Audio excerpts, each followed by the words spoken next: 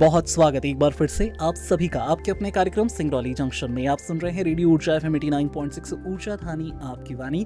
मैं हूं आपका होस्ट एंड दोस्त आरजे आशीष और कार्यक्रम सिंगरौली जंक्शन में अगर आप हमारे साथ लगातार जुड़े हुए हैं तो आपका बहुत धन्यवाद, आपको ढेर सारा प्यार। अगर आप हमसे इस घंटे में जुड़ रहे हैं तो आपका बहुत स्वागत है आपके अपने कार्यक्रम सिंगरौली जंक्शन में, जहाँ पर आज हम बातें करने वाले हैं, चर्चाएं करने वाले हैं एक बहुत ही महत्वपूर्ण टॉपिक के बारे में। जी हाँ, मैं बात कर रहा हूँ मेंटल हेल्थ के बारे में।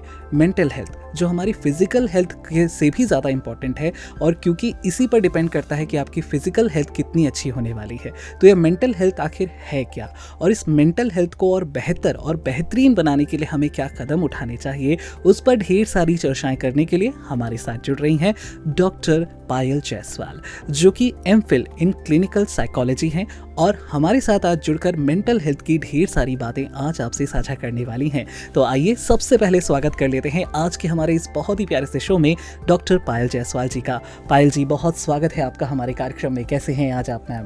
बढ़िया, एकदम बढ़िया, और आपसे मिलकर और अच्छा लग रहा है। जी, बहुत बहुत आपका स्वागत है मैम, और बहुत शुक्रिया अपना समय निकालने के लिए कीमती, और हमारे साथ इस कार्यक्रम में जुड़ने के लिए।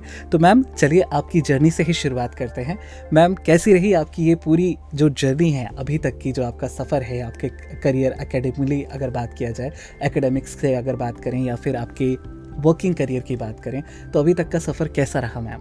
इनिशियली मैंने कभी सोचा नहीं था कि मैं क्लिनिकल साइकोलॉजिस्ट बनूंगी, क्योंकि शुरू से ही मुझे ये था कि मुझे गवर्नमेंट सर्विसेज में जाना है। एंड जैसा कि हर एक मिडिल क्लास फैमिली में ऐसा होता है पेरेंट्स का कि उनकी बच्ची एक सेफ स्पेस में, सेफ जोन में काम करे, जहाँ पर नॉर्मल 9 to 5 और 9 to 2 की, 9 to 4 की ऐसी जॉब हो।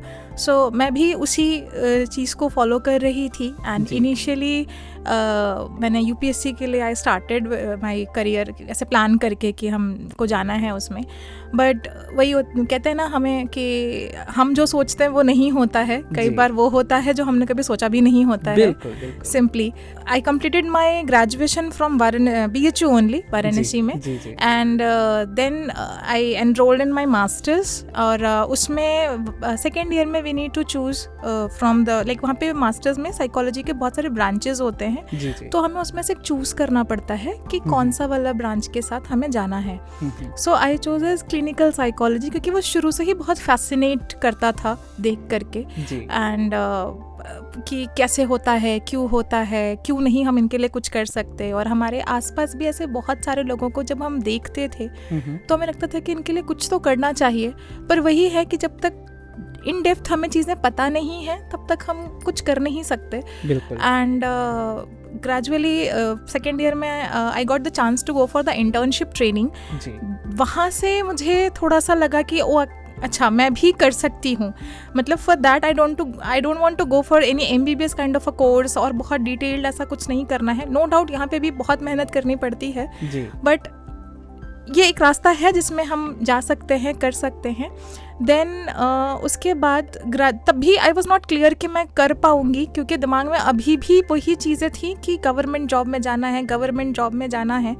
एंड धीरे धीरे करके जैसे जैसे हम इस फील्ड में आगे बढ़ते गए, जैसे मास्टर्स ख़त्म होती गई, टीचर्स के साथ डिस्कशंस, उनका सपोर्ट, उनका guidance, thanks to my all the professors जिन्होंने मुझे पूरे जर्नी में सपोर्ट किया है, right from the college till अभी भी मेरे बहुत सारे टीचर्स जुड़े हैं मेरे साथ। एंड इनफैक्ट मैं कहूँगी मैं जुड़ी हुई हूँ उनके साथ, आई वुड से रादर कि उनका मार्गदर्शन मुझे अभी भी मिलता है। एक चीज़ जो मैं समझ पा रही हूँ दैट इज़ कि वहाँ पूरा कल्चर, एक तो ये था कि जाना है गवर्नमेंट में, और दूसरा अगर हायर स्टडीज़ में जाना है तो people use to go for PhD और नेट JRF और बाकी सारी चीज़ों के लिए। तो इसके लिए अवेयरनेस बहुत कम थी उस समय पे जब मैंने ये कोर्स करा था।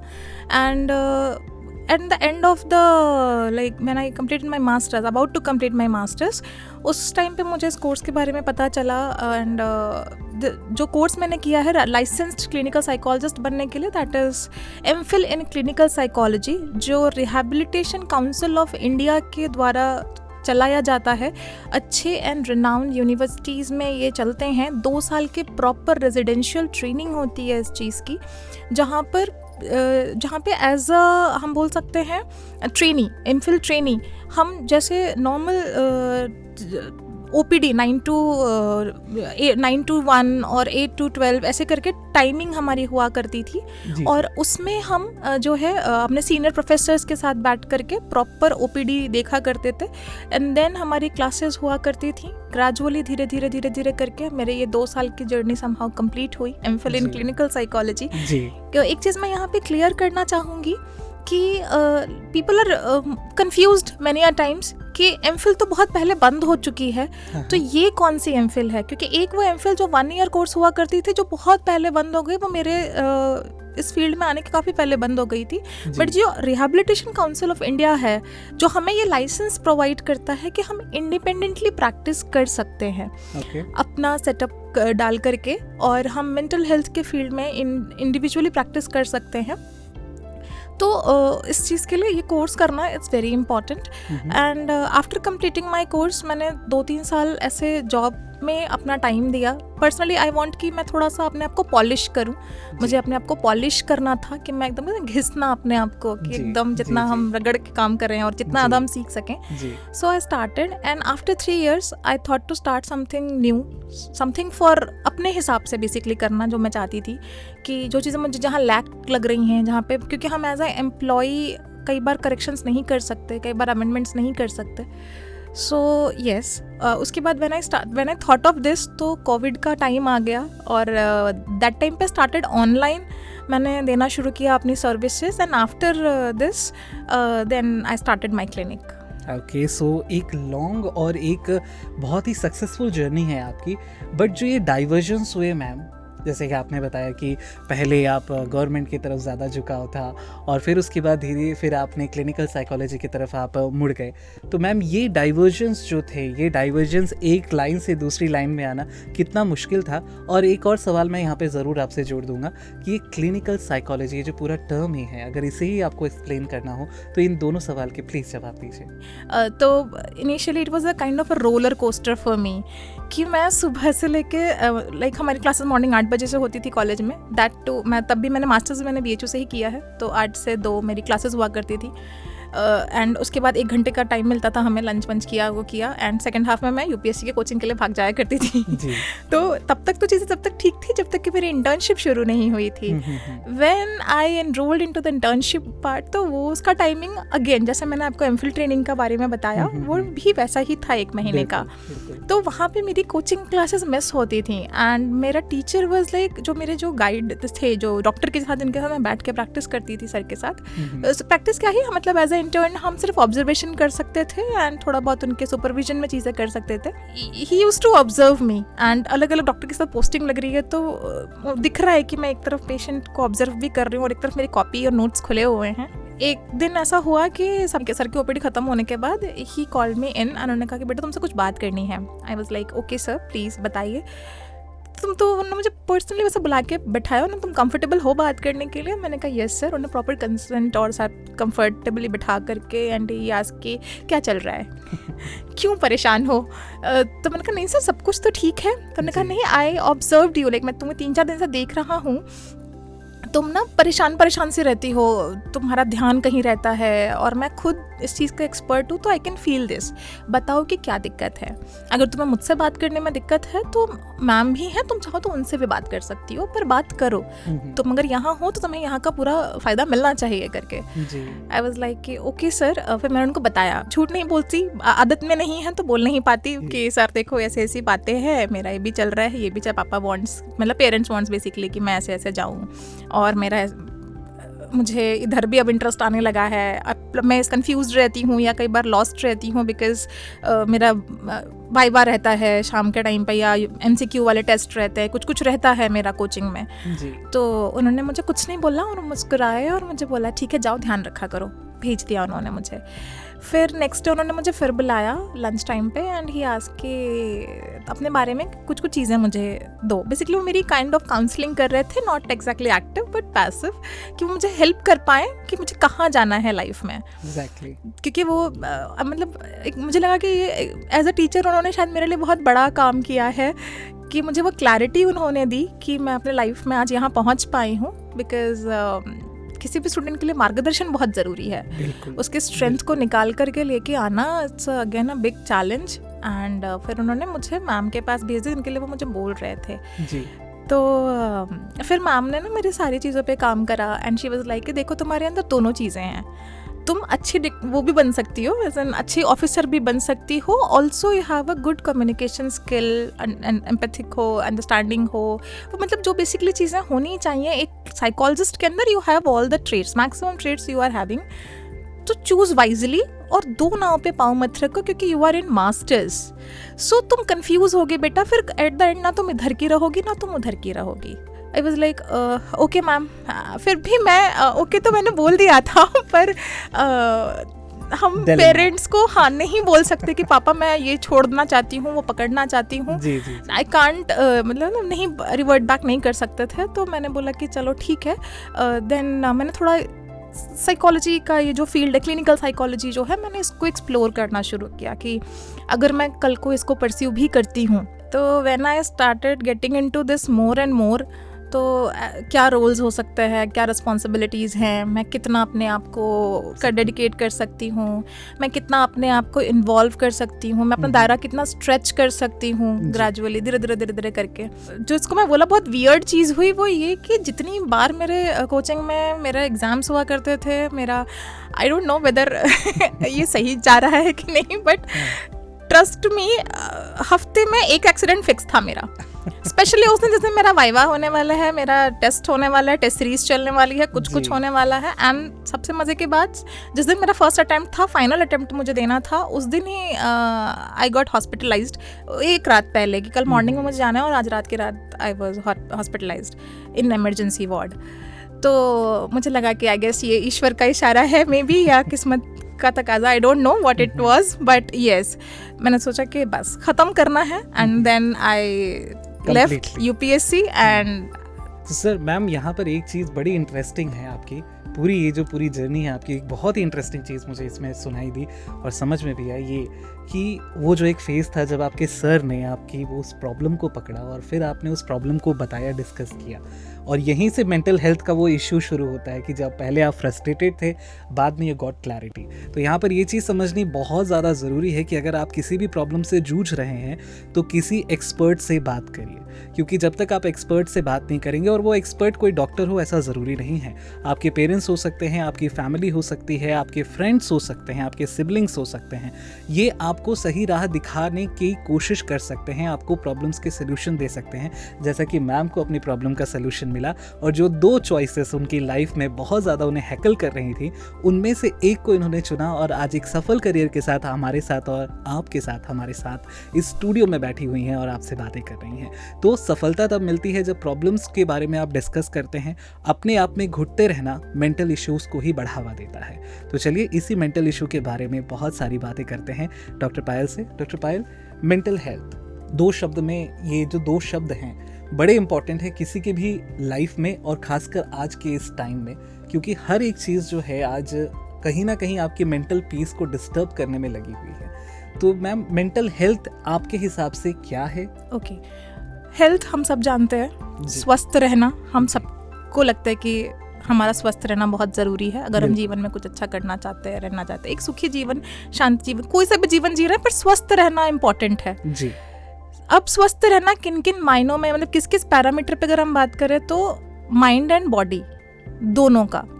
हम क्या करते हैं, सिर्फ बॉडी बॉडी बॉडी कि हाँ सर में दर्द हो रहा है, पैर में दर्द हो रहा है, पेट में दर्द हो रहा है, ऐसे करके एज एन फिजिकल प्रॉब्लम्स पे हम प्रायोरिटाइज करते हैं, फोकस करते हैं, अटेंशन देते हैं और हम उस पर काम करते हैं। एक जो दूसरा हिस्सा है जो छूट जाता है, दैट इज मन, मानसिक स्वास्थ्य, ठीक है, उस पे हम बात करने से कटते हैं, या कह लो बात ही नहीं करना चाहते, या हमें शायद बहुतों को पता भी, मेरे पास ऐसे बहुत सारे केसेस आते हैं जिनको पता ही नहीं है कि अच्छा ऐसा भी कुछ होता है।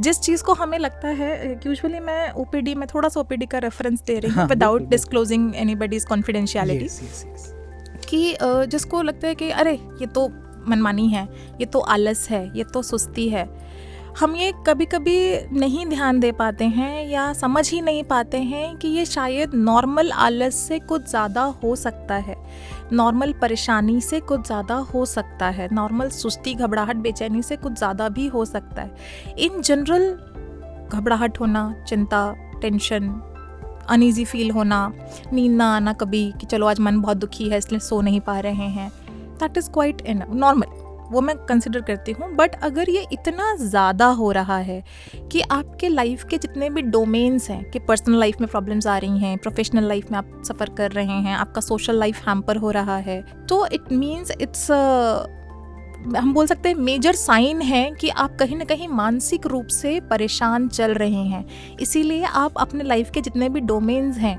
यानी जितने भी एस्पेक्ट्स हैं, आप उसको बैलेंस आउट नहीं कर पा रहे हैं।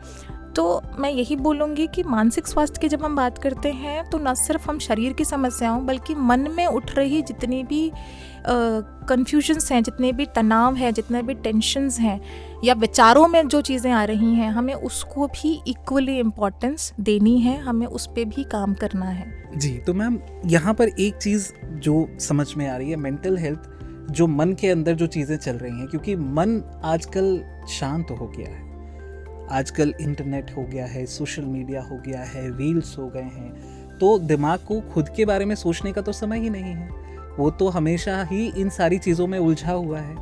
मैम, ये जो चीज़ है ये क्यों बढ़ी है? क्या इसके पीछे भी कोई मेंटल हेल्थ का ही कोई इशू है? आज जब से ये इंटरनेट, और मुझे जितना मेरा अपना एक्सपीरियंस रहा है, जो भी चीज़ें मैं यहाँ शेयर कर रही हूँ ये अपने एक्सपीरियंस से कर रही हूँ, और हो सकता है क्योंकि मैं मेजरली वाराणसी में प्रैक्टिस करती हूँ और अब मैंने यहाँ पे भी शुरू कर दिया है जो है, तो हो सकता है कि एरिया के हिसाब से भी वैरी करे बाकी जगहों के कंपैरिजन में जी। But yes, after covid, post covid अगर मैं बात करूं तो हमारा एक्सपोजर जो है वो काफ़ी ज़्यादा बढ़ गया है इंटरनेट के साथ। हमारी लाइफ जितना पहले सोशल हुआ करती थी, नो डाउट अभी भी है, पर बहुत सेलेक्टिवली सोशल है, ठीक है।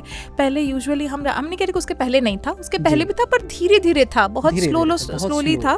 पर अब वो चीज़ें ना बहुत तेज़ी में हो गई हैं, खासकर जब से वर्क फ्रॉम होम बहुत प्रायोरिटी पे हो गया है। पहले वर्क फ्रॉम होम जैसी चीज़ें जो हुआ करती थी वो इंटरनेशनल जो MNCs में जो काम करते हैं, इंटरनेशनल डेलीगेट्स के साथ जो काम करते हैं, सिर्फ उस सेक्टर में ज़्यादा हुआ करती थी।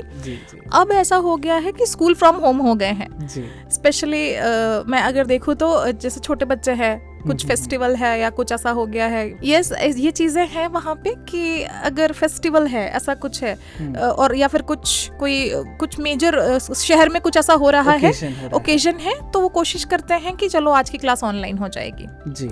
होमवर्क्स जो पहले हमें डायरी में मिला करते थे, अगर आपको याद हो हमारे स्कूल के टाइम पर हम लोग के पास डायरी हुआ करती थी, कॉपी होमवर्क में नोट कराते थे, वो चीज़ अब व्हाट्सएप पे आने लगे हैं। रिपोर्ट्स जो हम ऑन पेपर या फाइल या फॉर्मेट में दिया करते थे, वो चीज़ें अब हमें व्हाट्सएप पर रिपोर्ट भेजनी पड़ती हैं। टूल्स या गैजेट्स या एप्स बना दिए गए हैं उन चीज़ों को करने के लिए।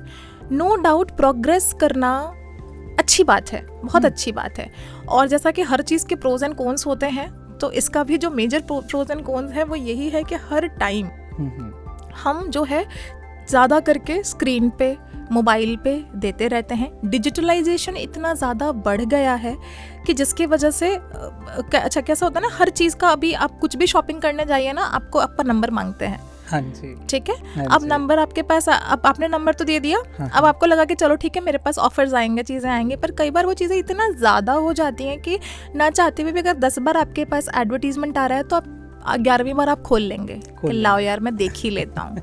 और ऐसे ऐसे करके ना धीरे धीरे करके हम उसमें चलते चले जाते हैं। तो अब क्या होता है कि कई बार ऐसा होता है कि हम, जैसे कुछ लोग हैं कि नो डाउट, मैं नहीं कह रही कि अभी सारे लोग ऐसे कि पूरे डिजिटल वर्ल्ड में एंटर कर चुके हैं। देयर आर पीपल जो काम से काम रखते हैं, रेस्ट बाकी टाइम अपना अपना फैमिली, अपना फ्रेंड्स, सोसाइटी लोगों में देते हैं। बिल्कुल। But still there are people जहाँ पे है कि अच्छा ठीक है, मैं अभी तक तो मैं स्क्रीन पे काम कर रहे हैं और बाजू में वो नोटिफिकेशन पॉपअप कर रहा है, जल्दी मैं इसको खत्म करूँ और मैं उसको उधर जाऊं। तो अब वो लालच है ना, काइंड ऑफ, कि वो उधर जा रहे हैं, तो जाने अनजाने में ही सही वो एक बार स्क्रॉल किया, फिर दूसरा किया, फिर तीसरा किया, फिर चौथा किया।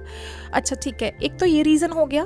दूसरा रीजन जो है दैट इज कि अब क्योंकि आप अपने आप में उलझे हुए हैं, 10 घंटे 12 घंटे आप लगातार क्लाइंट से बात कर रहे हैं या अपना स्क्रीन पे आप टाइम दे रहे हैं, तो यू नीड योर पीस। कई बार हमें बात करने का मन नहीं करता, कई बार ये बात कोई समझ नहीं पाता, कई बार आप इरिटेट हो जाते हैं। अब क्योंकि हम जान नहीं रहे हैं कि ये सामने वाला जो है वो किस परिस्थिति से गुजर रहा है या किस स्टेट ऑफ माइंड में है, हम क्या करते हैं, क्या जब देखो तब तुम बैठे रहते हो, क्या है तुम बैठ के फ़ोन चलाते रहते हो, तुमसे बात करने का मतलब ही नहीं, तुम कुछ बोलते ही नहीं हो, ठीक है, क्या तुम दिन भर अपने काम करते रहते हो, ठीक है। तो वो जो प्रॉपर बाउंड्री है ना, वो बाउंड्री हम सेट नहीं कर पाते हैं, ना ही प्रोफेशनली ना ही पर्सनली, कि sometimes we need our own space, जहाँ पे हमें अपने लिए टाइम चाहिए जी। ठीक है, कि जैसे फॉर एग्जांपल कि अच्छा पापा बनने के लिए, अच्छा वाइफ बनने के लिए, अच्छा हस्बैंड बनने के लिए, अच्छी डॉटर बनने के लिए, अच्छा सन बनने के लिए हमको इक्वली हर जगह अपना टाइम देना है। तो मैम एक चीज़ मैं यहाँ ज़रूर पूछना चाहूँगा, क्या ये कभी कभी जो ये टेक्नोलॉजी है या जो इंटरनेट है या जो रील्स हैं, ये खुद के अंदर की चीज़ों को, अंदर के पेन को नम करने के लिए लोग इस्तेमाल करना अब ज़्यादा डिपेंड करने लगे हैं इस चीज़ के ऊपर? दे फील लाइक अच्छा, ये जो आजकल हमारे फ़ोन में कुछ तो उसको कहते हैं exactly, I don't know that word term क्या है वो मुझे नहीं पता, पर शायद अगर कोई IT वाले हमें सुन रहे होंगे तो ज़्यादा अच्छे से कनेक्ट कर पाएंगे जी, जी, जी, कि आप जिस तरह के चीज़ों को सर्च करते हैं, आप जो चीज़ दैट एल्गोरिदम जो है, तो अब क्या है ना, लेट्स से कि मुझे आज बहुत बुरा लगा क्योंकि मेरे बॉस ने मुझे कुछ तो बोला, लेट्स से फॉर एग्जांपल, ठीक है, एंड आई फील कि अरे यार मैं इतना सब कुछ सबके लिए करती हूँ, और पीपल आर नॉट